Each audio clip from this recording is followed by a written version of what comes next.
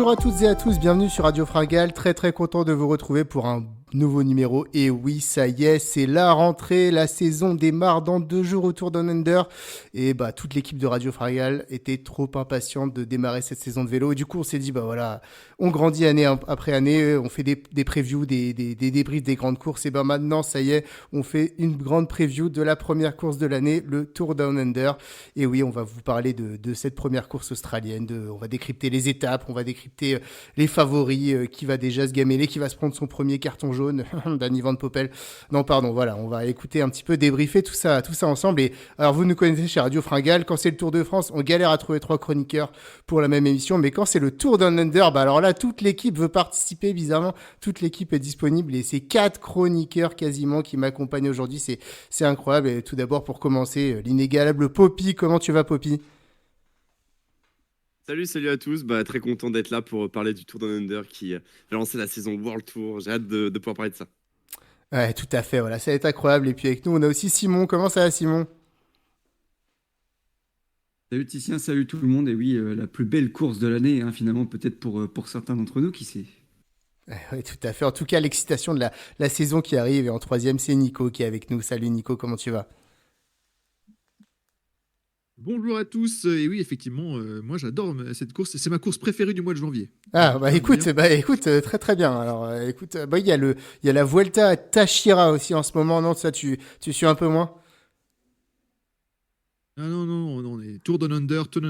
En plus, voilà, c'est toujours marrant, je sais pas si t'es d'accord Titien, quand tu commençais une saison avec ton équipe en PCM, c'était toujours la première course qui était à ton calendrier, et donc t'étais trop content de tester les coureurs, les nouvelles mécaniques du jeu. Donc il y a un petit truc avec cette course qui fait que on oublie très vite qui a gagné, mais quand on la regarde, c'est toujours sympa. Ouais, tout à fait, effectivement, la hype est là, et celui qui a peut-être le plus de hype autour de la table, c'est Lolo. Il a déjà réglé son réveil à 1h30 pour suivre la course sur Eurosport. Salut Loïc, comment ça va ? Salut les gars, salut tout le monde. Tu sais, moi je me gratte les veines tellement je suis en manque de vélo en ce moment. Je regarde le cyclocross une fois par semaine et ça me soulage un peu. Et là je vois la preview XXL qu'on va sortir avec 4 personnes plus un présentateur. Je pense que là on est au niveau Tour de France, on est dans les starting blocks et on va faire une Richie Porte en gagnant je ne sais combien de fois de suite le Tour Down Under. Ouais, tout à fait. En tout cas, j'espère qu'on s'endormira moins, Loïc, sur ce Tour Down Under qu'en cyclocross, puisque sur le cyclocross de Benidorm, le plus serré de l'année d'habitude, là, Mathieu Van Der Poel, au bout du premier tour, il avait déjà mis 40 secondes à tout le monde. Et oui, c'est la triste réalité du cyclocross en ce moment, mais c'est quand même assez magnifique à voir aussi à quel point il est fort. Et il faut regarder aussi la course à l'arrière. On a eu un magnifique podium de Philippe Horté et il chialait à la fin de la course tellement il était content. Donc c'était quand même très beau à voir. Tout à fait. En tout cas, on vous donne rendez-vous, j'ai envie de dire, dans une grosse semaine et demie avec sûrement une belle preview des championnats du monde de cyclocross à Hals qui auront lieu fin janvier et début février. Mais concentrons-nous sur nos motos, ou plutôt sur nos coureurs en Australie, puisque oui, on vous fait la petite preview du Tour Down Under. Alors, on va vous faire... Nicolas va vous présenter le parcours dans quelques instants, et puis on va vous parler de chacun nos favoris, des petites pépites qui sont à suivre. Voilà, on va parler sprinter aussi, puisqu'on sait que le Tour Down Under, c'est souvent l'occasion pour un sprinter d'aller tout rafler avant qu'on ne le voit plus de la saison, comme Sam Welsford l'année dernière. Mais avant tout ça, et oui, je ne les ai pas prévenus, mais c'est déjà son retour, le grand quiz, il est là. C'est le premier quiz de l'année, et là, ils avaient évidemment tous rien préparé, ils sont évidemment tous en panique. Et oui, voilà, c'est la première surprise. J'espère que vous êtes chauds, les gars. Alors déjà, vous allez tous étendre Pro Cycling Stats, parce que je veux pas de tricheurs dans cette équipe. Il va y avoir une règle très simple, pour pas que ce soit le bordel, et pour pas que vous criez tous en même temps les réponses. Vous avez une chance, soit la réponse est bonne, si la réponse est fausse, vous pouvez plus répondre à la question. Voilà, ça évitera que vous criez 5-6 noms ou 5-6 choses à la suite. Est-ce que vous êtes tous prêts ? Oui. Allons-y. Yes. Ils sont tous en panique là. Ils sont beaucoup moins chauds qu'il y a quelques minutes là. Attention. Poppy, première victoire au quiz en 3 ans, ce serait bien quand même. Je suis pas loin, mais ça tape sous la ceinture. Ah non mais je vais me refaire. Allez, carton rouge, monsieur, carton rouge. Eh ben, très bien. Eh ben, écoutez, première question. Donc, souvenez-vous, hein, si vous répondez à un truc et que c'est faux, vous pouvez plus répondre. Quel coureur a remporté la toute première étape du tout premier Tour Down Under?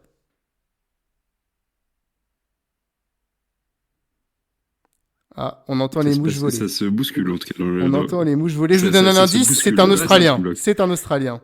Stuart O'Grady. O'Grady. Ah, bravo Nico, Stuart O'Grady, Oh là effectivement, là. Ça, c'est ma 1999. génération, ça. Ça, Stuart O'Grady, c'est ma génération. Ça, c'est bon, ça. Ouais, Stuart O'Grady, Je suis trop 1999, qui trop remporte l'étape inaugurale du Tour Down Under. J'ai Allez, hésité avec Baden Cook. bah, Tu ça aurait sais, pu marcher. Parce que à l'époque, il jouait, enfin, c'est un Australien qui gagnait pas mal de sprints. Il y avait aussi Baden. Bref. McEwen aussi, mais écoute, là c'est Stuart O'Grady, donc 1999, qui était la première édition, un point pour Nico. Deuxième question, combien de secondes séparaient le vainqueur et le deuxième du général lors de l'édition la plus serrée? 0. 1 seconde. Et bravo Nico, 1 seconde, excellent Nico qui démarre avec 2 points tout de suite.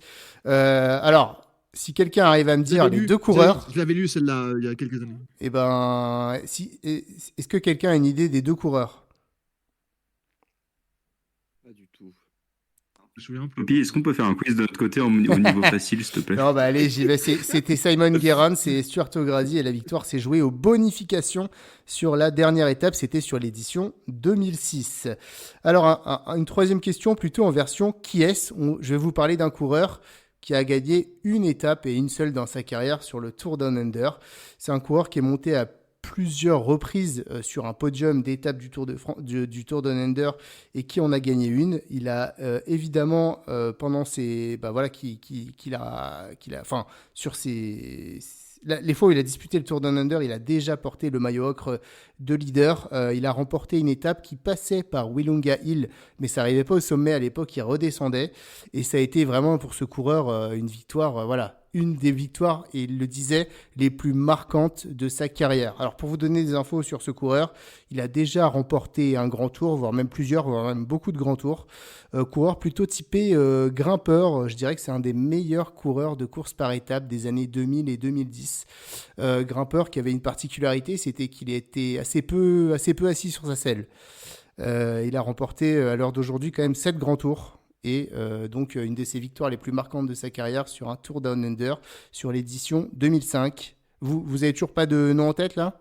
Contador. Ah bah oui quand même, Contador, Simon Alberto non. Contador, effectivement vainqueur. Donc la seule fois où il a levé les Alberto. bras sur le Tour Down Under, c'était à Willunga en 2005. Et pourquoi c'était une des victoires qui disait les plus marquantes de sa carrière? Tout simplement parce qu'en 2004 sur le Tour des Asturies, Alberto Contador a frôlé la mort dans une descente, hein.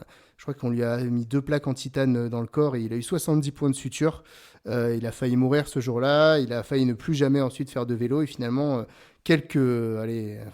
presque une année plus tard, il revenait sur le vélo et il remportait une étape sur le Tour Down Under. Et donc, c'était une des victoires qui caractérisait comme une des plus marquantes de sa carrière. Allez, on continue avec cette fois-ci une question géographie. On en parle dans le Fringal Cœur sur Alberto Contador. Et ben voilà, allez voir ce fringal cœur qu'on a sorti qui était très très long, mais vous apprendrez plein de choses sur ce magnifique coureur. Bon, une question facile. Quelle commune australienne a accueilli le plus de départs d'étapes dans l'histoire du Tour Down Under? Adélaïde. Bravo Nico. Adélaïde.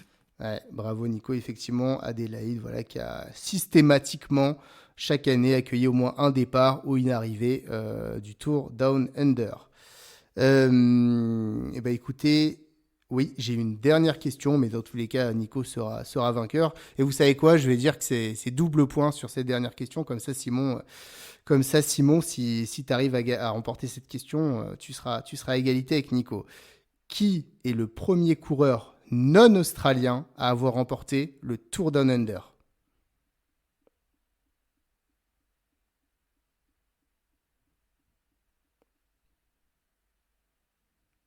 Un indice? Est-ce que C'est- tu donnes le point si on a une nationalité au hasard? Non, je donne pas de points, mais je peux vous donner un indice. C'était un coureur d'un pays un petit frontalier à la France, mais au sud de la France. Pas Greipel. Ah non, non, Valverde? non, non, non. Pardon? T'as dit quoi? Valverde? Je sais Non, pas, c'est pas Valverde, mais on est sur le même pays. Putain, Rodriguez. Mikel Astarloza. Non, non. Bah, qui n'a pas encore donné de réponse là? Vous avez tous donné une réponse? Je me suis trompé, je peux plus donner. Moi, Moi, j'ai donné pas une d'idée. réponse. Un Moi, coureur, espagnol, un baroudeur Beloki. espagnol qui a gagné beaucoup de courses qui a gagné beaucoup d'étapes du Tour de France, qui a gagné un Paris-Nice 2009. Non. Eh ben écoutez, vous avez tous donné une réponse là. Trop tard, j'ai déjà dit. Ouais, ouais. Ouais. C'était Luis León Sanchez, voilà, vainqueur du Tour Down Under en 2005, l'année où justement Alberto Contador, ils étaient arrivés main dans la main à Contador chez Liberty Seguros, avait remporté l'étape et Luis León Sanchez avait remporté Je le classement dépose final. Protet, monsieur le juge. Je Bon. dépose Protet, monsieur le juge. Astarloza le remporte en 2003. Astar Loza. Oh là, attends, j'ai peut-être loupé Astar- un truc là. Astarloza le remporte en 2003, je dépose Protet. C'est vrai? Ah, je l'ai loupé. Ben oui, 2000 c'est 2005, Luis León Sanchez. C'est pour ça que j'ai dit Astarloza. Parce qu'Astarloza le remporte en 2003, c'est le premier nom australien. Ah, ah, ah, ah, ah, ah, ah. Ah, Je suis en train de checker, même si je doute pas de ce que tu me dis, Nico, mais comme je suis juge arbitre, je corrige. Ah, bien joué, bien joué. Oh là, ouais, je l'ai loupé. Excuse-moi. Et ben effectivement, Mikel Astarloza, alors là, je ne l'avais pas, mais bien joué, effectivement. Ça ne souffre d'aucune contestation. Bon, bah Nico, on peut dire que tu as largement dominé les débats et que ça te donne droit à la seconde partie d'émission à nous présenter le parcours. Ouais, c'était pas du tout prévu en plus, c'est ça qui est bien. Bravo Nico. Et bah écoute, est-ce que tu peux nous présenter du coup les 6 étapes de cette édition 2026 du Tour Down Under? Oui, un Tour Down Under qui va commencer, donc il va se dérouler de mardi à dimanche de cette semaine. Voilà, si vous nous écoutez, évidemment, c'est des émissions d'actualité, donc ce sera très peu réécouté, avec 5 étapes en ligne et un prologue à Adélaïde. Donc il faut savoir que le Tour Down Under se déroule en Australie méridionale, donc vraiment la partie sud de l'Australie, avec la plus grande ville, la capitale, le chef-lieu de cette province qui s'appelle justement Adélaïde. Donc les plus grandes villes australiennes de Melbourne et Sydney sont plus à l'est. Et donc, on a du classique pour cette année dans le parcours. Vous pouvez d'ailleurs aller sur le site, ce que moi j'ai fait aussi, en plus du site évidemment officiel de la course, vous pouvez aller sur le site totalvelo.com. Voilà, on leur fait de la pub parce qu'ils ont mis les profils des étapes. Donc, si vous voulez pouvoir regarder, une course par étape très vallonnée, puisque autour d'Adélaïde, il n'y a pas de chaîne de montagne, mais enfin il y a une chaîne de collines, on va dire, autour de Mount Lofty, et toutes les étapes se déroulent, à part une un peu plus au nord, mais se déroulent dans un rayon de 30 km autour de la ville d'Adélaïde, donc dans le bush australien ou juste dans les collines du Mont Lofty. Et donc ça nous donne, c'est des chaînes de montagne avec des collines entre 400 et 600 mètres d'altitude, donc depuis Adélaïde qui est au bord de la mer évidemment, donc ça vous donne à peu près le type de profil. Donc une course très vallonnée, pas d'étape de montagne évidemment, hein, dans cette région il n'y a pas de long col, mais pas mal de côtes de 2, 3, 4, 5 km avec des pourcentages entre 3 et 7% en moyenne, donc sur une course assez vallonnée qui correspond à pas mal de profils, mais enfin des profils plutôt explosifs parce que les grimpeurs pourront pas tellement faire d'écart sur ces courses, donc on va dire des punchers ou les punchers sprinters, les spécialistes de classique vont s'en donner à cœur joie. Alors le mardi, un prologue tout plat à Adélaïde autour de Victoria Park, hein, au centre d'Adélaïde, donc un prologue de 3,6 km pour pur spécialiste de prologue, de coureurs très explosifs. Donc il n'y aura pas de gros écarts, mais enfin voilà, un prologue technique dans les rues d'Adélaïde autour de Victoria Park. Une première étape, celle qui est la plus au nord, de 120 km pour se mettre en jambes donc un circuit autour de Tanunda, avec 3 fois l'ascension de Mengler Hill à 491 mètres d'altitude, une montée de 2 km à 3,5% de moyenne, mais avec un sommet un peu plus pentu que le reste de la colline et une arrivée en descente, rien d'insurmontable pour des sprinteurs, mais enfin voilà, une première étape de 120 km pour se mettre en jambes et ouvrir la saison. Une deuxième étape, donc le jeudi 22 janvier, entre Norwood et Uredla, avec par contre une plus grosse colline avec un circuit, 2 fois un circuit final. On fait 2 fois la montée de Corkscrew à quasiment 400 mètres d'altitude, assez peu de redescente derrière, donc peut-être un peu plus typé puncher. Et peut-être que les sprinters, on va dire, les plus à l'aise avec les bosses pourront passer. Mais voilà, une étape relativement vallonnée. Une étape accidentée, mais relativement facile, avec assez peu de difficultés dans la dernière partie, qui part de Henley Beach au bord de l'océan austral, et puis qui arrive à Nairn, donc une arrivée assez plate, donc une étape plutôt pour sprinter baroudeur, on va dire, avec voilà, passage dans les collines, mais rien de très difficile. Le samedi, la grosse étape de puncher à Virunga Hill, la classique, avec la première ascension de Virunga Hill, la redescente, puis on tourne à gauche et on remonte sur Virunga Hill, et l'arrivée est jugée au sommet. Donc Virunga Hill, c'est 3,2 km à 7,5% de moyenne, donc une montée vraiment pour pur puncher, homme fort, mais qui, voilà, donc un profil beaucoup moins à l'aise pour les sprinters. Et enfin, le dernier dimanche, la classique à Stirling.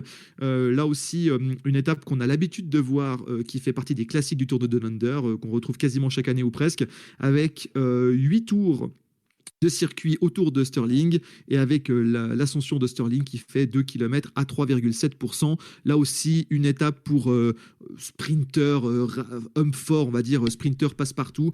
Mais aujourd'hui, on connaît la qualité des sprinters, et je pense que vous serez d'accord que beaucoup vont pouvoir passer. Et voilà, il va falloir envoyer des watts sur le sommet, parce que ça reste des faux plats montants, hein, des 2, 3, 4%. Mais enfin, pour des coureurs professionnels, rien d'impossible à passer. Donc voilà un peu quel est le profil. Donc un profil avec des coureurs qui va favoriser des coureurs soit très puissants, soit passe-partout, soit pour certaines étapes un peu plus vallonnées, des punchers. Mais voilà, pour les coureurs de grand tour ou les coureurs qui sont typés grimpeurs, peu de choses à se mettre sous la dent, ce qui, Titien, je pense que ça va faire la suite, va expliquer aussi l'état de la start list, où il y a beaucoup de ce type de coureurs-là, parce qu'évidemment, pour eux, ils vont se régaler. Oui, merci. Merci beaucoup, Nico, pour cette présentation du parcours. Alors, comme tu dis, voilà, pour les coureurs passe-partout, moi, j'ai une petite remarque. Poppy, tu vas pouvoir me dire si tu es d'accord. Effectivement, on est sur un profil assez classique. Malgré tout, j'ai l'impression que si tu es sprinter et que tu passes pas non plus un pont d'autoroute, cette année, ils ont, sans rendre le truc démentiel, les étapes sont pas toutes plates si on accepte la première après le prologue. Non, c'est clair, des étapes un peu typées plutôt puncher. On a 2 étapes où on est à au-delà de 3400 de dénivelé total, hein, dénivelé positif. Donc ça va pas mal s'enchaîner pour ce genre de coureurs-là. C'est vrai que les sprinters qui passent bien les bosses vont pouvoir avoir quand même quelques opportunités. Il y a le prologue évidemment, mais il y a aussi cette première étape qui pourrait être intéressante pour eux. Donc, mais clairement, ils vont en avoir un peu moins que d'habitude à se mettre sous la dent. Mais j'aime bien, moi, ce parcours du Tour Down Under, là. Je trouve ça assez sympathique. Donc, voilà, les sprinters n'ont pas forcément beaucoup d'opportunités sur ce tour. Ouais, et Loïc, après on connaît, hein, finalement, toutes ces étapes sont intéressantes, mais là où ça se jouera vraiment et là où on fera attention, c'est samedi sur l'étape de William avec cette double montée dans le final, et forcément, bah voilà, ce sera une lutte entre les grimpeurs qui essaieront d'attaquer de loin et les punchers qui essaieront de placer leur mine dans les 300 derniers mètres. Bah, je pense que oui, tu as raison. Enfin, Wilonga Hill, c'est toujours l'épreuve de vérité sur le Tour Down Under. On a un profil d'étape qui est entre le puncher et le grimpeur. En fait, il y a des duels qui vont se créer entre des purs grimpeurs et des purs punchers. Après, il y a le prologue aussi. Et puis, il faudra éviter tout ce qui est chute sur les étapes qui peuvent être assez piégeuses, avec des radars un peu partout quand même au niveau du parcours. Je pense à Ben O'Connor qui pourra essayer d'attaquer à ce moment-là, parce que je pense qu'avant ce sera très compliqué de créer les différences. Et après, sans partir dans les noms, il y a beaucoup de coureurs qui ont beaucoup à montrer, on va dire, au niveau du classement général. C'est un classique du Tour Down Under. Sans le Tour Down Under, il y a pas, enfin sans Willoga Hill, il n'y a pas le Tour Down Under. Donc moi, c'est toujours une étape que j'adore revoir en replay, parce que je me lève pas 1h30 pour la regarder. Mais en tout cas, c'est ce qu'on voit aussi sur le Tour Down Under féminin en ce moment. C'est quand il y a aussi un puncher qui est en forme, en fait, il va vite prendre toutes les étapes. Donc je pense que c'est un profil de course où très vite il y a quelqu'un qui peut aller tout rafler. Donc c'est l'homme fort viendra tout rafler. Donc ça peut être aussi intéressant à voir qui sera l'homme fort du début de saison. Ouais, tout à fait. Ça va se jouer sur la forme. Avant qu'on parle justement de ses favoris, Simon, on note quand même voilà, le retour du prologue qu'on avait vu, il me semble, il y a 2-3 ans avec la victoire de Bettiol qu'on voyait pas depuis, qui va rendre la course intéressante. Et puis le fait que Wollongale ne soit pas finalement la dernière étape, voilà, permet une étape assez ouverte à Stirling le lendemain. Donc il y a de quoi faire sur cette course. Oui, moi j'apprécie beaucoup le fait qu'ils aient remis le prologue. Moi je suis pas fan de donner un maillot de leader à un sprinter qui a pris des bonifications et qui a donc de l'avance 4, 6, 10 secondes. Bon, moi je suis pas vraiment friand de ça. Et alors qu'un prologue, bah voilà, au moins ça va directement mettre une hiérarchie et même surtout pour les favoris qui seront plutôt des punchers, ça va les obliger peut-être à avoir travaillé le chrono, en tout cas au moins le prologue en ce début de saison. Et justement, il y a des écarts qui seront faits et certains devront peut-être tenter des choses à la fois sur l'étape de Willongaïl et aussi peut-être le lendemain sur la dernière étape s'ils n'ont pas pu reprendre tout le temps qu'ils avaient perdu sur prologue. Alors ça sera peut-être 10-15 secondes selon de perdu, mais il faudra les reprendre. Et donc si derrière les autres font jeu égal, ils devront peut-être tenter quelque chose sur la dernière étape. Donc non, j'aime beaucoup la disposition des étapes, le fait que Willonga soit pas la dernière étape et le retour de ce prologue. Ouais, Nico, pour conclure, comme tu as présenté le parcours, ce que j'ai remarqué, c'est qu'il y avait encore pas mal de sprints intermédiaires sur chaque étape. C'est vrai qu'on en a 2 par étape et sur une course, même il y en a 3 hein, sur l'étape par exemple de Tanunda. Donc sur une course comme ça qui peut se jouer à la seconde, mine de rien, c'est sprint bonif en cours d'étape. On avait vu les dernières, je me souviens d'un Bastien Tranchon qui était allé faire pas mal de bonif et qui à la fin fait un excellent résultat au classement général. Donc attention au déroulement des étapes parce qu'ils peuvent avoir une certaine importance finalement si ça se joue à quelques secondes. Ouais, c'est pas une course qui permet de faire des gros écarts, hein. Il n'y a pas de gros contre-la-montre, il n'y a pas de grosse étape de montagne. Donc, pour une course d'une semaine, c'est vrai que ça se joue en général à la seconde ou à la poignée de secondes. Donc, la bonif est très importante. Autre détail, évidemment, on est en Australie, dans l'hémisphère sud, au mois de janvier. Et donc, c'est le même climat, cette région-là de l'Australie. Voilà, que vous ayez un peu une idée, c'est le même climat que vous pouvez avoir au mois de juillet au sud de la France, par exemple, vers la Camargue, ou, en Côte d'Azur, ou des choses comme ça, ou un peu dans l'est de l'Espagne. Donc, ils annoncent comme météo 30 degrés, 30 à 32 degrés, grand soleil tous les jours, petite brise marine venant de l'océan austral, donc histoire de ne pas crever à 40 sous le soleil, même s'il va y avoir des pics de chaleur qui vont monter jusqu'à 35. Donc effectivement, les coureurs australiens qui ont passé tout l'hiver à s'entraîner chez eux avec leur famille avant de revenir plus vers l'Europe pour faire leur saison, évidemment. On sait qu'il y a beaucoup de coureurs australiens et néo-zélandais qui sont en Europe, mais souvent l'hiver, ils vont faire 1 ou 2 mois dans leur pays pour revoir leur famille, évidemment, pour être un peu à la maison, et eux seront déjà habitués, on va dire, aux chaleurs, alors que d'autres coureurs se sont entraînés voilà, dans le sud de la France, sur la côte espagnole. Alors, il fait pas froid, il n'y a pas forcément beaucoup de neige, mais enfin, voilà, c'est des températures que vous pouvez imaginer, alors que les coureurs australiens sont déjà un peu plus habitués. En plus, ils courent à domicile, donc c'est pour ça qu'ils aiment bien performer chez eux, en plus d'être leur tour national. C'est en plus, voilà, ils sont un peu plus habitués depuis ces dernières semaines, puisqu'ils s'entraînent au soleil à 30 degrés, quoi. Tout à fait. Et ben écoutez les gars, ce que je vous propose, c'est qu'on fasse un tour de table au niveau de la start list. Donc évidemment, on a toutes les équipes du World Tour. On a évidemment pas des comme chaque année, hein, on n'a jamais de monstre du vélo qui vient sur le Tour Down Under, mais on a quand même du beau monde. Pour citer Jonathan Narvaez dans l'équipe UAE, accompagné de Javan et Adam Yates, très très très grosse équipe. Chez la Bahreïn, un Santiago Buitrago qui a parfaitement le profil pour briller. Un coureur comme Michal Kwiatkowski, attention à lui pour le classement général. Un Lennart Van Etvelt chez la Lotto. Je vois également du Finn Fisher Black qui avait été, je crois, dans le top 3 l'année dernière de cette course, donc à qui ça correspond bien. Du Philippe Ozana, du George Bennett, du Ben O'Connor et du Luc Plapp. Évidemment, on attendra l'équipe Jayco avec impatience. Donc voilà, il y a pas mal de beau monde sur cette course. Moi, ce que je vais vous demander, déjà, on va faire un tour de table. Si vous deviez chacun donner un nom qui, selon vous, va remporter le Tour de Under, ce serait qui? On va commencer avec toi, Poppy. Moi, je me suis noté Narvaez. Très bien. Loïc. Pareil, moi, ce sera Narvaez. Ok. Simon. Devine. Jevine, ok, bah écoute, ça donnera affaire à discussion. En tout cas, UAE va tout rafler si on vous suit. Nico, est-ce qu'on sort un peu de l'équipe UAE ou non, ils vont encore tout gagner? Matthew Brennan. Oh! Oh! Ah bah ça va donner lieu à un sacré débat, J'ai c'est bien. hésité. C'est bien, on va pouvoir en parler. Je suis d'accord avec toi, Nico, aussi. Alors pour moi, je vais partir sur Lennert van Netveldt. Parce que j'ai pas envie que ce soit lui qui gagne. Non, non, mais j'ai des bons arguments. Bon, évidemment, on va parler du C'était 20. mon. Titien, c'était ma Ouais. pièce. J'avais Lennart Van Helvelt et Matthew Brennan. J'ai jeté une pièce et c'était Matthew Brennan. Mais l'autre, c'était donc je suis d'accord avec ton choix aussi. Poppy et Loïc, je vais essayer de vous laisser nous convaincre sur Jonathan Narvaez. Alors, ce sera peut-être pas difficile de nous convaincre, mais est-ce que c'est vraiment la course parfaite pour son profil de puncher grimpeur? C'est ça, Poppy? Ouais, carrément. En fait, quand tu regardes le parcours, il y a ce prologue qui est vraiment pas long et derrière, c'est des étapes franchement de gros punchers.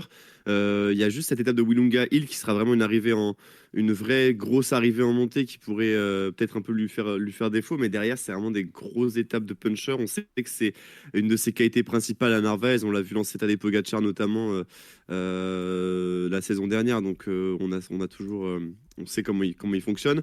Donc voilà, et les premières étapes sont pas forcément extrêmement difficiles, je trouve non plus. Vous l'avez dit, hein, de toute façon, le juge de paix, ça va être à partir de Willunga Hill et puis l'enchaînement avec l'étape du jour d'après. Donc voilà, moi je pense qu'il a le profil parfait pour ce Tour Down Under là. En plus, dans une équipe voilà, UAE qui est là pour tout rafler encore une fois. Je pense que c'est clairement la carte principale de son équipe. Moi, je pense pas du tout, enfin, en tout cas, je vois pas du tout la carte Adam Yates et encore moins aussi la carte Gevine dans ce genre de parcours. Donc voilà, Narvaez, pour moi, c'est un objectif de sa saison et voilà, je le vois performant sur ce Tour Down Under et puis récupérer encore une fois la victoire. Ouais, Loïc, c'est pareil, avec la force UAE et le jump de Narvaez, ça te paraît logique qu'il puisse faire le doublé, c'est ça? Bah, en fait, il a gagné l'année dernière déjà. Au vu de l'équipe UAE qui arrive quand même avec Yates et en support et Jayvan qui vient en co-leader, c'est l'équipe la plus solide qu'il y a déjà. C'est-à-dire que moi, en grand tour, je veux déjà bien avoir cette équipe avec un leader en plus peut-être. Et il me semble que cette année, il y a une itération de plus de Willunga Hill, mais c'est en début d'étape, donc je pense pas que les différences se créeraient à ce niveau-là. Donc je pense qu'au vu de la force de frappe de UAE, c'est logique de le mettre en favori. Après, je trouve que vos choix sont un peu plus artistiques, on va dire, me plaisent beaucoup aussi. Moi, c'était plutôt mes outsiders que vous avez cités. Mais au vu du profil de Jonathan Narvaez, qui est vraiment un profil très puncher, qui peut aller chercher les secondes de bonification aussi sur les sprints intermédiaires, je pense que c'est quelqu'un qui peut aller chercher ce classement général au vu des étapes. Après, il y a d'autres équipes qui seront motivées pour aller chercher le général, mais je pense vraiment sur un profil puncher. Enfin, du coup, je vais peut-être aussi parler un peu de ses concurrents, mais en fait, un Matthew Brennan, il peut avoir un profil qui peut essayer de tenir sur Willunga Hill, mais il est moins grimpeur quand même qu'un Narvaez, et il est meilleur sprinter. Donc ça peut être un duo intéressant. Je pense que ça va être le duo à suivre. Et je pense que ça va être plus compliqué que les années précédentes aussi pour UAE, enfin que l'année dernière. Donc ça risque d'être assez explosif, c'est le cas de le dire. Ouais, Simon, toi, tu vas plus tendre sur Javine parce que tu penses qu'il va profiter du jeu d'équipe ou vraiment tout simplement parce que tu penses il est tellement fort qu'il va écraser la course? En fait, pour moi, déjà, alors oui, en effet, il est co-leader ou équipé de luxe, on sait pas trop.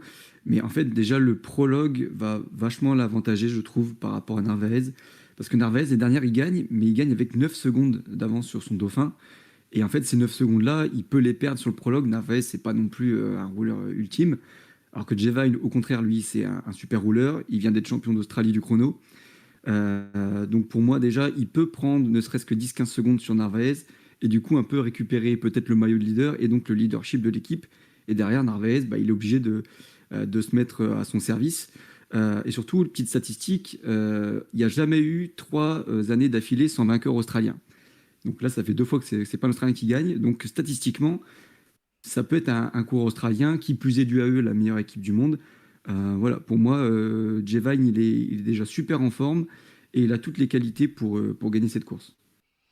Ouais, Nico, toi, tu pencherais pour quel scénario? Parce que, alors, tu t'as dit que le prologue était technique ou pas technique? Parce que Javine, meilleur rouleur, mais Javine, en termes de virage, par contre, il me fait un peu moins enfin, j'ai un peu moins confiance, j'ai l'impression. Ça dépendait vraiment de la technicité du prologue, à mon avis. Alors, le prologue, il y a le premier kilomètre, c'est une ligne droite. Ok. Dans les rues sur le boulevard d'Al-Alaïd. Par contre, il y a 1, 2, 3, 4, 5, 6, plus deux grosses courbes, donc 6 virages à épingle, donc à 90 degrés, dans des rues voilà, anglo-saxonnes, plus deux grosses courbes dans le final, voilà, donc des 180 degrés, hein, voilà, donc sur des grandes courbes, sur les 2,5 derniers kilomètres. Ouais, donc, est-ce que c'est pas finalement un prologue qui va peut-être plus avantager les coureurs un peu dynamiques que les coureurs qui roulent bien ou non, mine de rien, un Javine et ses qualités, on l'a vu sur la dernière Vuelta, ça peut aller déjà ça peut faire mouche sur ce premier chrono.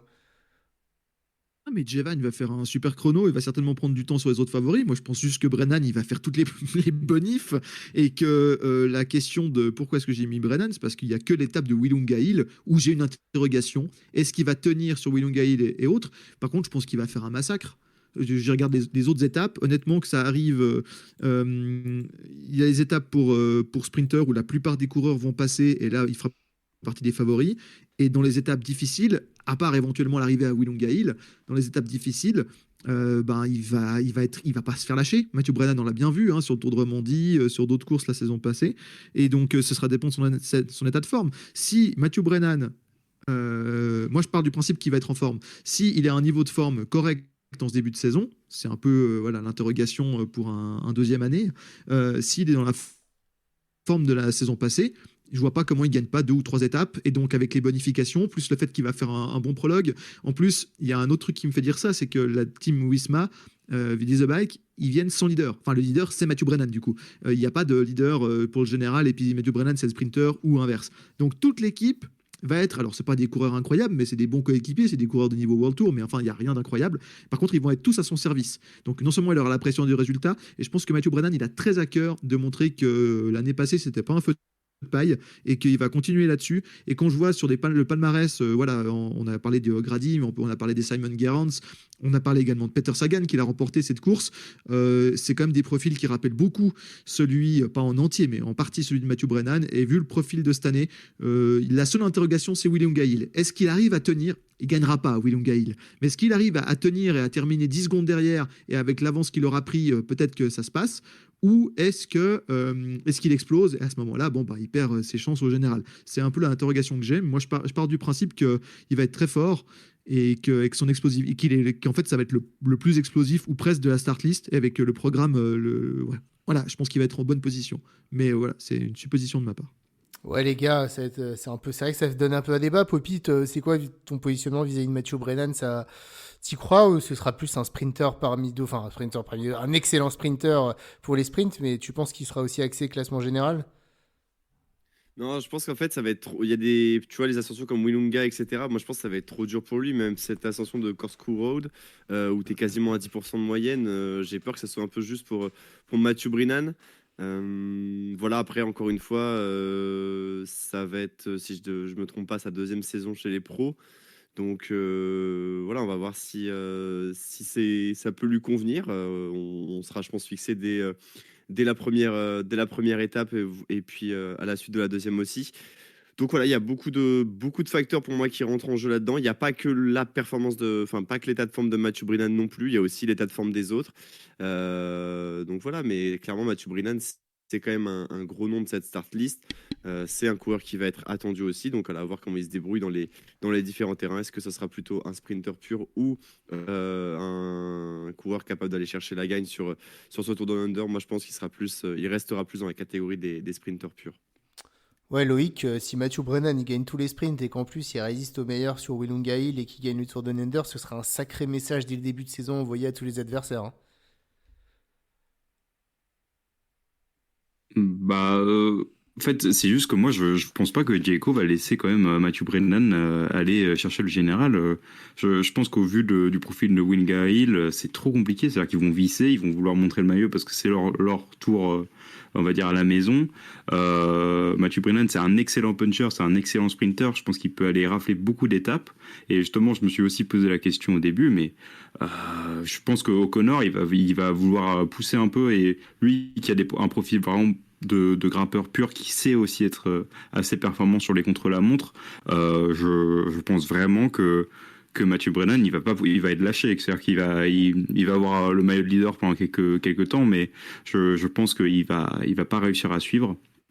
Donc pour moi ça va être, il peut tout rafler et aller chercher tous les étapes de sprint et de punch, mais par contre Will Gail, non, c'est pas possible. Simon, quel avis, toi? Alors déjà, il me semble, peut-être que je me trompe, il me semble que Sagan n'a pas gagné justement le Tour Down Under. Parce qu'il me semble que c'est ce que Nico avait dit. Sur l'édition justement 2018, il avait le maillot de leader et sur l'étape de Willonga Hill, il a complètement explosé et en fait, il finit même pas dans le top 10 du général. Et justement, on compare beaucoup Brennan à Sagan. Et bah, s'il suit un petit peu sa trace, j'ai tendance à dire aussi que ça sera un peu compliqué, même si, franchement, j'ai longtemps hésité entre lui et Vine en tant que favori, parce que je me dis, s'il prend 10 secondes de bonif, au bout d'un moment, il peut avoir peut-être 30 secondes de bonif, j'exagère peut-être un peu, mais imaginons qu'il ait 30 secondes de bonif, en effet, même s'il pète un peu dans l'ascension, il peut conserver ce maillot. Donc, en effet, je pense que ça va être un peu dur de tenir le coup dans la dernière grosse difficulté de cette 5e étape. Mais si vraiment il rafle toutes les autres étapes et qu'il prend beaucoup de bonif, peut-être que ça peut tenir. Ouais, en fait, moi, de mon avis, Mathieu Brennan, c'est pas du tout un souci pour lui, Willunga Hill. Enfin, l'année dernière, sur le Tour de Norvège, il tape quand même Van Gils, Langelotti sur une ascension de 2 bornes et 5 à 7-8%. Donc, je pense qu'en fait, c'est un excellent grimpeur puncher. Enfin, il saura faire ça. Moi, ce qui me pose problème pour Mathieu Brennan, là, c'est l'adversité. L'adversité, elle est quand même très forte. Il y a quand même du beau monde dès ce début de saison et bah, il y a UAE quand même. Et UAE, enfin, un Jonathan Narvaez, quand tu vois comment il lance Pogacar dans Otakam l'année dernière, moi ça me paraît les favoris logiques. Pour moi, l'étape clé de ce Tour Down Under, c'est l'étape 3, l'étape qui va à Urelda, la première étape difficile après le prologue et l'étape de sprint. Pourquoi? Parce qu'il y a cette ascension quand même qui est assez compliquée, hein, de corkscrew là, de près de 4 bornes à 6,5%. Et ensuite, derrière, tu as une vingtaine de bornes, 15-20 bornes, où en fait, ça va alterner faux plat montant, faux plat descendant. C'est là que l'équipe UAE, pour moi, a toutes ses chances de gagner cette course. Et à mon avis, ils vont être trois. Il y aura Damiet, il y aura Narvaez, il y aura Javine. Et là, ils peuvent attaquer à tour de rôle et un de leurs mecs s'isoler. Et derrière, je pense que le reste des favoris, c'est quand même des individualités. Si tu prends Brennan, si tu prends Plap, si tu prends voilà, Lennart Van Etvelt, etc. Derrière, il y a beaucoup d'individualités là où je trouve que la force collective de l'équipe UAE peut jouer sur cette étape. Parce que si on regarde les autres étapes, ce sera soit pas assez difficile, soit l'étape de Willunga Hill où ça se jouera à la patte quoi qu'il en soit. Donc Nico, je sais pas ce que tu en penses, mais sur cette étape-là, l'équipe UE peut vraiment jouer un jeu d'équipe et faire partir, par exemple, un Javine qui passe au sommet avec les meilleurs. Derrière, une fois que Narvaez aura placé son attaque, que Yates sera placé de la deuxième, bah lui, il peut placer la troisième. Et là, pour le coup, tout le monde va se regarder et il va prendre 30 secondes. Ça peut être un scénario. Oui, alors je tiens oui, à me corriger. Effectivement, Sagan l'a jamais remporté. Il a remporté 2 victoires d'étape sur le Tour de Under dans sa carrière, mais je viens de vérifier, mais effectivement, il n'a pas gagné le classement général, justement. Ouais, moi, j'avais confondu, comme quoi les souvenirs, des fois, hein, on se souvient plus de Stuart Grady et d'Astarloza que de Peter Sagan, mais enfin voilà, c'est les parcours de chacun. Pour revenir à ta question, oui, alors effectivement, UAE,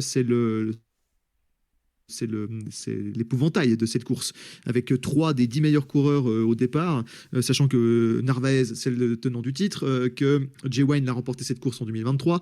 Enfin bref, ils ont une équipe évidemment monstrueuse. Ils ont aussi, pour les étapes de sprint, ils ont le duo Ivo Oliveira et surtout Juan Molano qui vont vouloir jouer les victoires d'étape. Enfin bref, oui. Alors moi, je suis assez d'accord. Moi, il y aura la deuxième étape, comme tu l'as dit, donc la troisième journée de course, mais la deuxième étape en ligne. Effectivement, elle est très dangereuse parce que c'est une de celles qui a le plus de dénivelé et effectivement la montée de corkscrew est assez est difficile et l'étape est très vallonnée. Ça dépendra de l'état de forme des gens. Et effectivement, si UAE la joue bien tactiquement, ils vont être très durs à battre sur cette étape.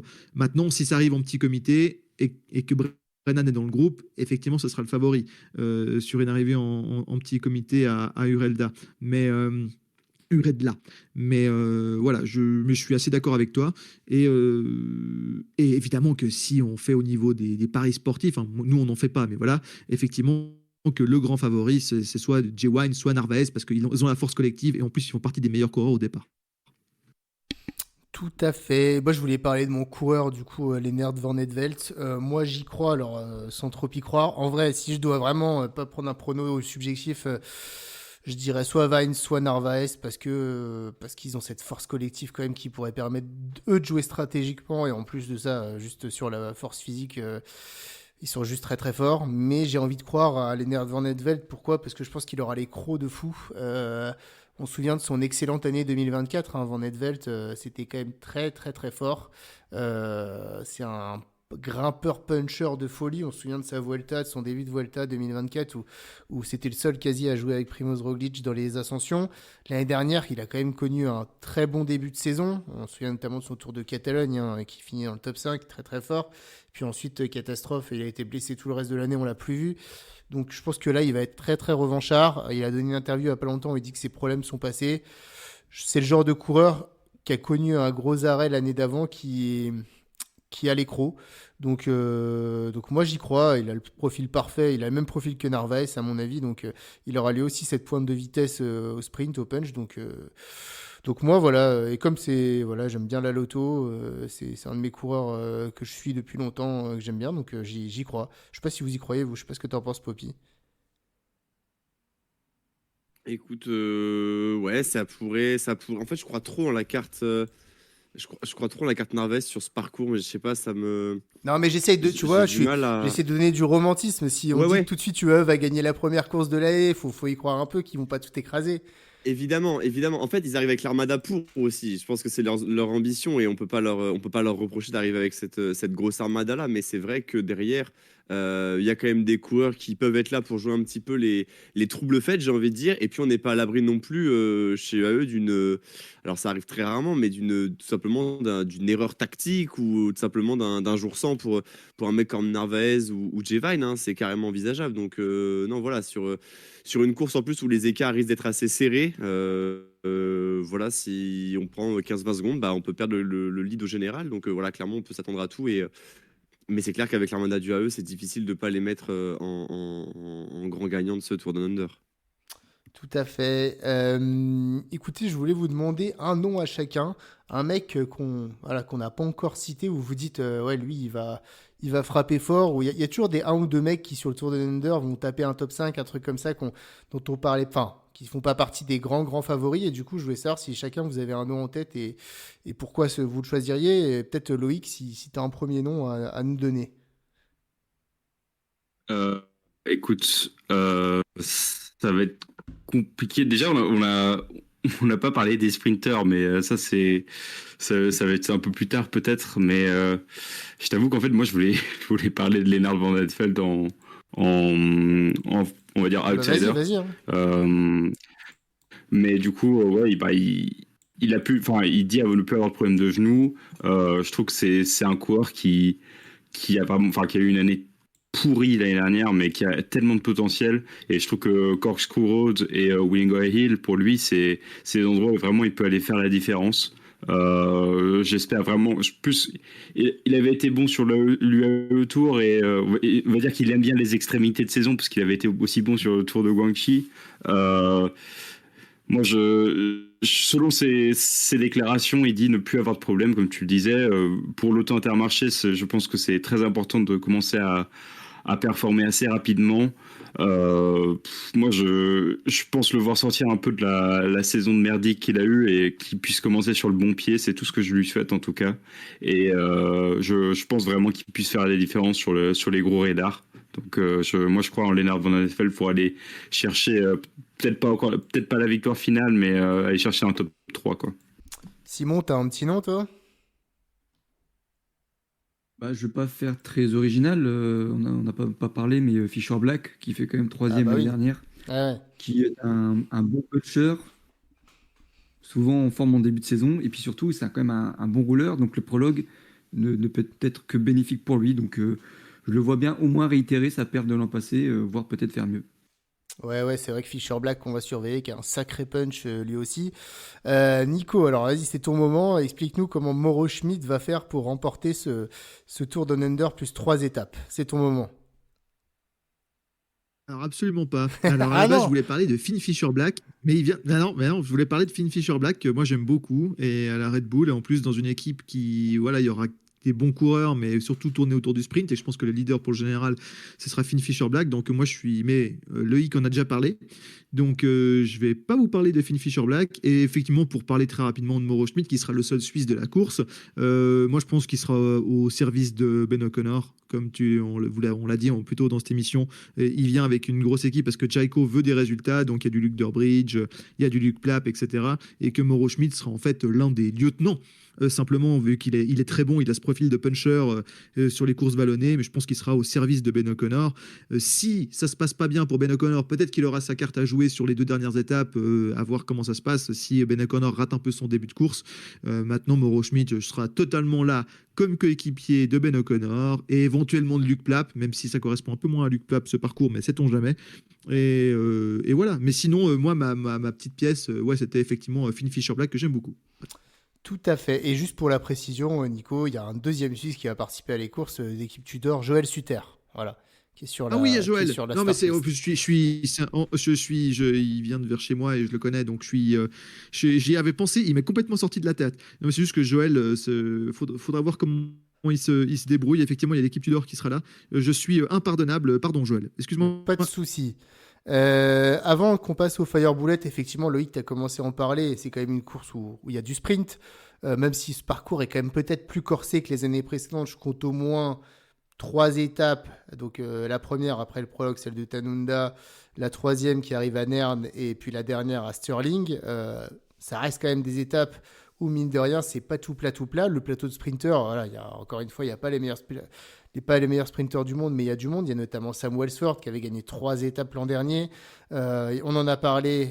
Il y a donc du coup Mathieu Brennan, il y a Teutenberg pour l'équipe Lidl Trek, et puis encore pas mal d'autres mecs. Est-ce que finalement Poppy, il y a Danny Van Poppel également pour l'équipe Red Bull. Est-ce que Mathieu Brennan, selon toi, il a Dainese. personne à son niveau? Dainese, ouais. Ouais, Anderson Dainese. aussi. Ou est-ce qu'il y a d'autres? Est-ce qu'il peut être embêté par ces autres sprinters qui sont là, ou c'est trop léger pour lutter face à un Mathieu Brennan qui, on le rappelle, tapait quand même du Jonathan Milan sur le Tour d'Allemagne l'année dernière.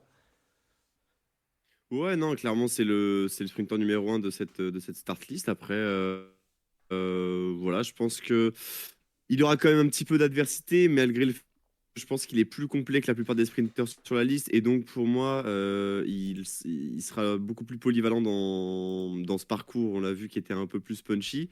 Donc, non, clairement, Mathieu Brennan, je pense qu'il a pas. Franchement, s'il est en forme, il n'a pas à s'inquiéter pour moi dans les sprints. Il devrait s'imposer sur chacun des sprints dans lequel il sera. J'ai du mal à voir des mecs voilà, qu'on a cités, hein, Dainese, etc., passer les difficultés avec autant d'aisance que Brennan. Donc je pense que malgré tout, malgré le fait qu'il y ait quand même pas mal de sprinters présents, je pense que normalement ça devrait être chose assez facile pour un Mathieu Brennan en forme, évidemment. Ouais, Simon, la dernière, Sam Welsford, il avait gagné 3 étapes, il me semble. Il peut récidiver cette année, où là, le parcours, il paraît un peu trop corsé pour un sprinter comme lui. Bah, en fait, c'est un peu compliqué parce que oui, c'est pas non plus le sprinter qui passe le mieux les bosses. Mais d'un côté, il arrive dans une nouvelle équipe, c'est sa course, hein, Welsford. On pourrait l'appeler le Welsford Tour.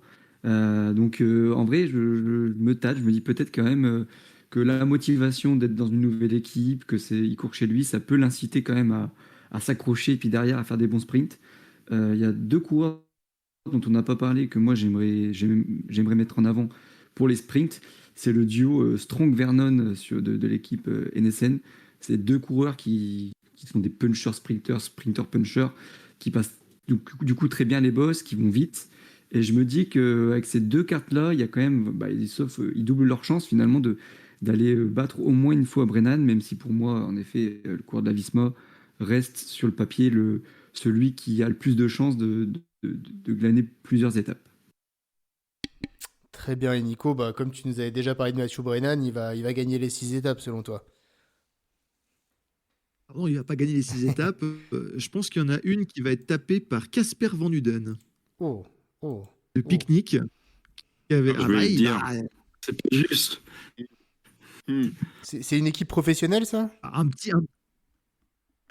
Casper Van Uden qui Ah, avait remporté une je étape du rigole, Giro l'année c'était une passée. blague sur la pique-nique, mais Plus blague de casqué, mauvais goût, on héros. va Voilà. dire. Un petit, un petit... Non, parce que en fait, c'est dans le même esprit qu'avec la Lotto, et je suis d'accord. C'est des équipes qui ont désespérément besoin de points UCI. Et on est reparti sur un nouveau cycle et tout. Ils ont besoin et donc du coup ils vont tout faire pour essayer d'en claquer une. C'est pour ça que je dis pas qu'ils vont y arriver, mais je dis juste que Casper Van Uden, vu le plateau de sprinters, en fait pour moi il est dans le top 5 des sprinters qui seront présents. Est-ce que ça suffira pour gagner? Peut-être pas, surtout vu la force de Brennan. Effectivement, moi je l'ai annoncé, si Brennan est en forme, non seulement il va être bien placé pour le général et potentiellement jouer la victoire, comme je l'ai annoncé, en tout cas, enfin comme je le prévois. Et effectivement, pour moi, il y a en tout cas 3 étapes dans lesquels il va être grand favori sur les cinq en ligne. 6 en ligne 6 ouais, 6. Yes. Sur les 5 en ligne, plus le prologue, alors il gagnera pas le prologue. Enfin, s'il gagne le prologue, bon, voilà, la course est déjà terminée, mais je pense pas qu'il va le faire. Mais effectivement, sur les 5 étapes en ligne, il y en a en tout cas 3 sur lesquelles il va être grand favori, et avec des parcours justement où il y a entre 2500 et 3500 mètres de D+. Et en plus, on avait dit ici un truc sur Mathieu Brennan. Euh, c'est encore un jeune coureur qui a besoin d'avoir du foncier, de participer à des grands tours, voilà, pour s'étoffer un peu. Mais on a vu, hein, c'est des étapes qui sont entre 120 et 150 km. Donc, c'est des étapes courtes. Et lui, ça lui convient très bien. Mathieu Brennan, comme sur le Tour de Normandie, c'est des courses World Tour, mais avec des longueurs voilà, tout à fait raisonnables, entre 120 et 160. Il n'y a pas d'étape de 200 km ou comme ça. Donc, il va encore être assez frais, même si ça reste le début de saison. On sait que les jeunes coureurs, ils galèrent peut-être sur un peu sur la longueur de la saison, mais par contre, sur des moments où ils ont décidé d'avoir des pics de forme, ils sont en général très forts. Parce qu'ils arrivent vite en forme, et c'est sur ça que je mise pour Brennan. Et donc des étapes courtes avec des dénivelés qui lui conviennent bien. S'il est en forme, qu'il a bien bossé cet hiver, ouais, il peut faire un carnage et remporter 2 à 3 étapes. Très bien. Et ben écoutez, je vous propose pour terminer cette émission de vous lancer des petites fire boulettes. Alors là, ça va Tiens, concerner. Oui. on a, attends, on n'a pas parlé de Molano, il avait quand même tapé Milan l'année dernière sur la poche de panne, hein. Sur les sprinters, on n'en a pas parlé, mais il avait quand même, il peut être aussi performant. Ah Enfin, bah oui, il y bah c'est a, UAE, il y donc a- c'est il y a- performant. donc en fait, le plateau de sprinter est quand même très très très étoffé aussi sur ce Tour Down Ah Under. bah, C'est avec un. non mais je disais en tout cas, t'as raison, c'est la preview qu'on fait, un Poppy, où où il y aura le plus de noms qui sont cités pour gagner des étapes, etc. Parce qu'ensuite, les prochaines previews, les prochaines courses, ce sera déjà plus resserré. En fait, c'est ultra complet. Il n'y a pas de grosses têtes d'affiche. Il y a beaucoup de coureurs qui sont souvent soit des. Voilà, on a des Narvaez, etc., qui sont des équipiers, par exemple. On a beaucoup de coureurs ce qui me donne une start assez homogène. Même des mecs comme Kwiatkowski, tu vois, Kwiatkowski, c'est pas à l'abri qu'il aille chercher une étape sur ce tour-là. Il y a aussi, je sais pas, des mecs comme il y a Badjoli qui s'aligne aussi. Enfin, voilà, il y a plein de noms, en fait. Et du coup, on a vraiment une start list qui est super intéressante. Et on va avoir sur ce tour, bah, en fait, une vraie bataille avec voilà, une dizaine de gars qui sont à peu près d'un niveau équivalent. Et ouais, ça va donner une course assez intéressante où on n'aura pas vraiment deux, trois coureurs qui se battent pour la victoire. Et puis derrière, le reste, ça joue le top 10. Là, on peut vraiment avoir pas mal de noms qui peuvent aller chercher une victoire finale. Tout à fait, tout à fait. Mais justement, on va en passer en revue pas mal des noms là sur les Fire Bullets. Donc là, c'est pareil, comme on est 5 les gars, on se limite à oui, non, ou à un nom, au nom que je demande, parce que sinon, on va pas s'en sortir. Vous êtes chaud là pour que j'envoie les petites boules de feu? Vas-y. Let's go! Allez, allez, let's go. Et ben, je vous envoie la première. Il faut que vous puissiez répondre. Qui sera le vainqueur du prologue? On fait dans l'ordre: Poppy, puis Loïc, puis Simon, puis Nico. Eh bien, pour le prologue, je vais pas faire grand feu, je vais faire Jevine. Pareil, Jevan. Bah, moi aussi, Java, du coup. Fisher Black. Ah, moi, j'y crois tellement pas en Javine sur un pour moi, ce sera Samuel Watson, voilà, qui avait remporté le prologue du Romandie l'année dernière. Je voulais une question pour vous. Tim Thorne Teutenberg, il va gagner un sprint. Non. Non, trop compliqué cette année. Non, juste des places d'honneur. Pareil, juste des places d'honneur, malheureusement, un peu trop compliqué comme parcours pour lui, puis on ne sait pas encore exactement ce qu'il vaut. Donc. Très bien, très bien. On va assister à une magnifique victoire d'étape, surprise d'Eduardo Zambanini. Non. Non, pas du tout. Bah non, même pas. J'avais même pas pensé à ce coureur. Une échappée va au bout, pourquoi pas, mais sinon, moi, comme je vois pas tellement d'échappée arriver au bout, je dirais non. Très bien. Luc Plapp et Ben O'Connor, ils vont s'échapper tous les deux, ils vont lâcher tout le monde et puis ils vont se regarder dans le dernier kilomètre et ils se font rattraper par tout le peloton. J'aimerais beaucoup que ça arrive, mais je pense pas qu'ils font ça. Enfin, j'espère pas pour eux. Ça va, tu vas les rendre polytraumatisés ce qui s'est passé sur les championnats nationaux australiens là. Ah non, mais c'était un sacré. Oui, non, pas deux fois la même erreur, quoi. Ah, on sait jamais, hein. Je pense que la course est un peu plus relevée que sur le championnat d'Australie, donc ils pourront pas se permettre de faire ça. Sinon, à ce moment-là, c'est podium d'Oscar Chamberlain pour la décathlon. Hein, ça, c'est bien. Ça, c'est... Patrick Eddy, le nouveau champion d'Australie, il va briller sur ce Tour Down Under, au moins soit en échappée, soit par un petit résultat. Il a la confiance, donc pourquoi pas? J'ai envie de dire oui. Euh, il va vouloir montrer aux équipes World Tour qui lui ont pas donné le contrat qu'il veut et il va vouloir montrer le maillot, donc il peut se montrer, mais je vois pas gagner rien du tout, juste se montrer. Ouais, c'est ça. Je le vois aussi aller en échappée pour montrer son beau maillot de champion national et puis c'est tout, quoi. Oui, il va aller faire des accessites. Il va clairement faire des échappées et se montrer. Il a tout intérêt à le faire. Et en plus, il a montré qu'il était en forme. Donc, à lui de profiter. Peut-être des coureurs plus forts que lui sur le papier qui sont début de saison encore en rodage. Donc, oui, clairement, il va faire des accessites. Tout à fait. Danny Van Poppel, il se prendra déjà un carton jaune sur cette course. Ouah, c'est violent. Non, je pense pas. Il faut On pas rappelle, commencer hein, l'année comme ça. 15 cartons jaunes l'année dernière. Oui, Pas commencer oui, l'année. il va s'en prendre. Hein. Si, connaissant le coureur, oui. Moi, je dis non parce que souvent, il s'en prend qu'il est poisson pilote et là, il me semble qu'il est sprinter principal. Donc, il a peut-être moins de raisons, entre guillemets, de le faire. Et bien sûr qu'il va en prendre un. C'est ma vie, Van Poppel. Je veux dire, si statistiquement, il va en prendre un. Donc après, ça dépend du nombre d'arrivées au sprint. Mais s'il y a des arrivées au sprint, il va s'en prendre un. Qui sera le meilleur Français, selon vous, de ce Tour Down Under et vers quelle place il va finir? Voilà, vache. Je rappelle, hein, on a des Cavagna, des Guillaume Martin, des Ouais. Nicolas Prodhomme. Bon, on n'en a pas beaucoup, hein, à part ceux-là. Bon, bah écoutez, je crois que j'ai déjà fait tout le tour. Donc, vous Ouais. n'allez pas avoir un très très gros choix. Il y a Pierre Gautra aussi qui est là, Antoine Lotte. Ouais, pas ça, ouais. Voilà, ils sont pas beaucoup. Moi, en vrai, non, je pense que Cavagna est plus aussi fort qu'avant en chrono, donc je vais quand même partir sur Nicolas Prodhomme, qui avait été plutôt bon l'année passée. Et je pense hors top 10. Pareil, je vais partir sur Nico Prodhomme, top 15, quoi. Mais qui se bat avec Guillaume Martin comme d'hab, qui peut faire un top 10 aussi. Moi aussi, je pars sur Prodhomme, mais je suis un peu plus optimiste. Je pense qu'il peut aller taper un top 10 s'il est très fort dans Willonga. Guillaume Martin, 11e, la classique. Et ben Là, moi, les gars, c'est- je dis Nicolas Guillaume Martin, Prodhomme, top 5. Voilà, voilà. C'est posé. Ouf. Et oui, bah, il faut un peu de panache. Elle sera dans l'émission de fin d'année, celle-là. Ouais. Ouh là là. C'est retenu, noté. Ouh là là. Allez, j'en ai deux dernières. Est-ce qu'on verra un coureur de l'équipe Astana finir dans le top 10 d'une des étapes de ce Tour Down Under? Franchement, vu la start list, vu l'équipe qu'ils emmènent, je suis pas sûr, mais pourquoi pas Velasco aller nous en sortir une. On sait jamais. Velasco, 50 ans, on le rappelle. Hein. J'ai l'impression qu'il est dans le peloton depuis. Ouais, mais en briscard, tu vois. En briscard, anglais, comme hein. tu dis. Et les gars, et Velasco, il a 30 balais, hein. Il est Ah, mais c'est plutôt une blague, jeune par mais j'ai rapport l'impression que c'est le à genre de d'autres. Hein. coureur que t'as l'impression qu'il est dans le peloton depuis des années et des années, tu sais. Il court comme Ça ça. fait, ouais, ça fait un moment, ouais. Moi, je dis non.